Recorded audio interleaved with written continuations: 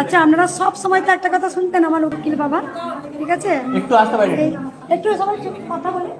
উকিল বাবার কথা বলতাম আমি, যে আমার বাবা দেবজিদের মতো এসেছিলেন, সেই বাবা আজকে এসছে। আমি সেটা দেখাবো যারা জানতে চান। আর বাবার ছেলেও কিন্তু একজন বড় উকিল, হাইকোর্টে উনি থাকেন। তো আমি ভাই বলি, যেহেতু বাবাকে বাবা বলি, ভাই আমাকে দিদি বলে, আমিও ভাই বলি। তা বাবা এসছেন। আমি প্রথমেই বলবো যে আমার দুটো উকিল বাবা খুব সাহায্য করেছেন। এক হচ্ছে আমার প্রভাত বাবা, প্রভাত অ্যাডভোকেট, প্রভাত কুমার সাহা, উনি কাল্লার উকিল, সবাই হয়তো অনেকে চেনেন বর্তমানে, যাই হোক। আর একটা শিলিগুড়ি উকিল বাবা ছিলেন, তিনি আমাকে এইসব সম্বন্ধে অনেক কিছু বুদ্ধি দিয়েছিলেন। ওনাদের নাম না করলেই নয়, যে এই মন্দিরটা মায়ের, আজকে এত বড় মন্দির, এত বড় যুদ্ধ, দেখো মা তো আছে, মা উপলক্ষ, কিন্তু কিছু কিছু এমন কিছু কিছু মানুষ আমি কাছে পেয়েছি দেবদূতের মতো, যারা আমাকে সবসময় সাপোর্ট করেছে। এটা সবই মায়ের লীলা।